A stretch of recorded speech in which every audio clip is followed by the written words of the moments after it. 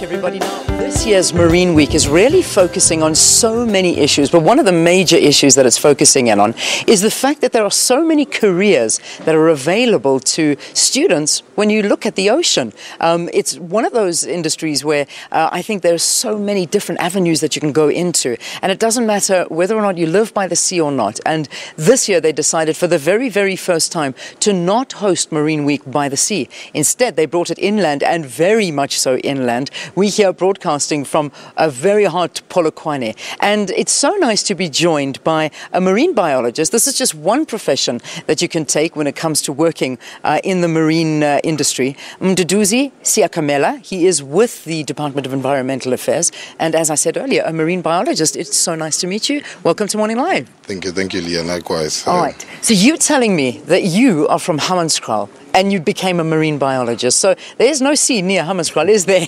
No. It's all Blame TV, your National Geographics and your 50/50s. You know, so growing up, I used to watch a lot of that. And my dad telling me stories about how he grew up in the farms and they were heading cattle, being chased by lions and all that. That was really fascinating. Yeah. So I decided to go with this. What made you fall in love with the sea? I mean, when was the first time that you actually got to see the sea? No, there was a course or a subject I had to take. I was less on points at VET to graduate on second year, so I took a field course in marine biology. You're joking. Second year university was the first time you went down to the sea? Yes, in Durban. We went to Durban. We had a field course. It was worth a couple of points, 18 points I remember. And then that's where they taught me everything, intertidal biology and all those things. And that was really fascinating. And then the next trip was to Inyaga Island. I joined a group of guys from a university in Mozambique. And then there they taught me how to dive. So it was very dangerous. Well, I don't do it anymore.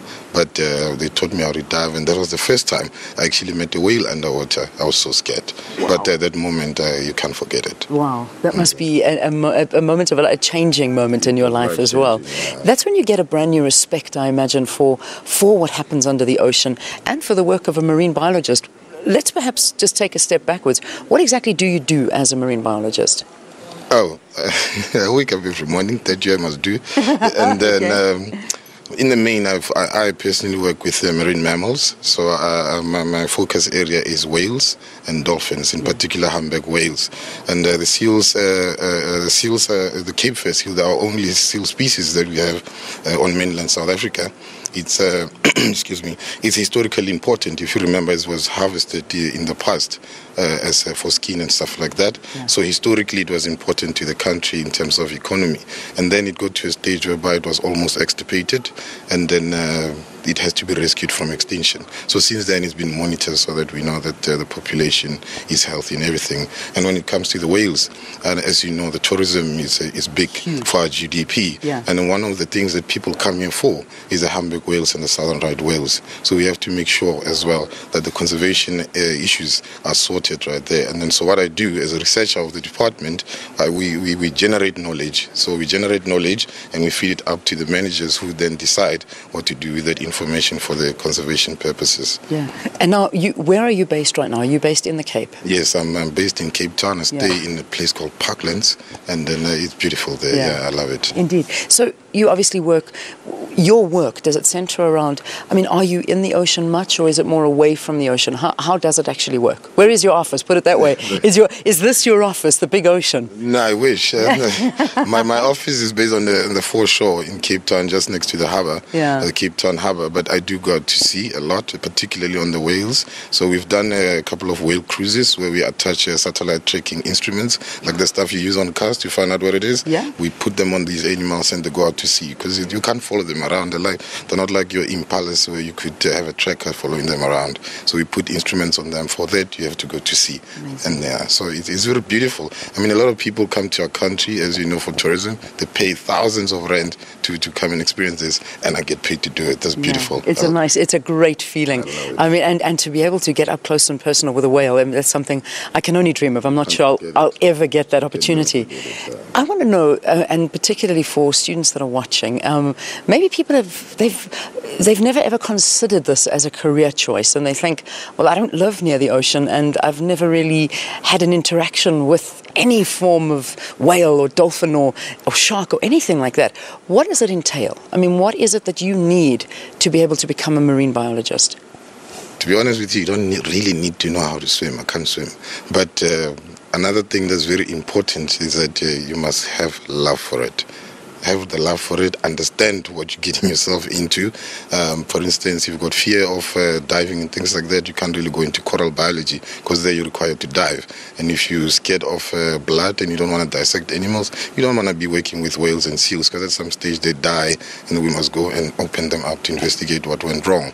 So you may want to go into viruses and things like that that will keep you under the microscope. So it's a broad kind of discipline that you need to know what you need and what you love for you to actually choose a path. So most importantly, you can never take away the value of information. Read upon what the discipline you're interested in is all about, and that will be your point of departure. Volunteering is also the best. Go to your aquarium, see if you can just clean the ponds or something.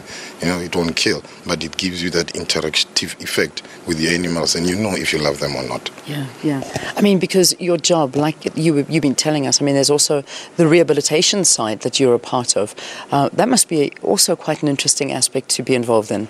Yeah, it's actually when I joined already government department of at the time it was already doing this the rescue thing, and the banner of it basically is a couple of institutions, NGOs, like your Dolphin Then Rises company. It's an NGO, and they came together and formed what they called the South African Disentanglement Network. So what happens is that you have to go out there for the rescue purposes. But there's two aspects to this. There's a scientific aspect and there's a welfare aspect. The animals have to be okay, have to be taken care of, particularly because the more we get involved in the sea, and as my DDG explained, the more we're going to inevitably interact with the animals. The long line fishings and things like that, the animals do get entangled with them and they can't swim, they can't do anything. So we have to take responsibility as government to say we must intervene. So that is what it entails from the welfare perspective. But from the scientific perspective is that you don't always have the opportunity to go out there and research these animals because it's expensive. You need ships, you need the equipment, so it's expensive. So when they come out ashore, that is I call it a platform of opportunity where you can collect DNA samples, you can measure them, you can collect a lot of information just from them coming ashore. Sure. Fascinating, absolutely fascinating. What a fascinating job you've got. That's just amazing. I would love to just be a little bird on your shoulder one day and just follow you around and see exactly what you do. Just finally, have you never ever thought to want to go and swim after doing the career that you've got? So you said you still don't swim.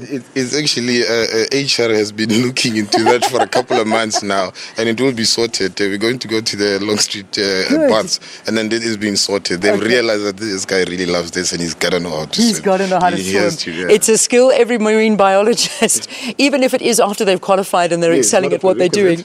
But it's something that you can do after. You really need to do it, eventually. Thank you for talking to us. And you didn't faint, you see? No, I didn't faint. I was concerned I was going to faint. I know. You've been swimming with whales out in the ocean. Never mind a television camera. Don't worry about that. These things are harmless.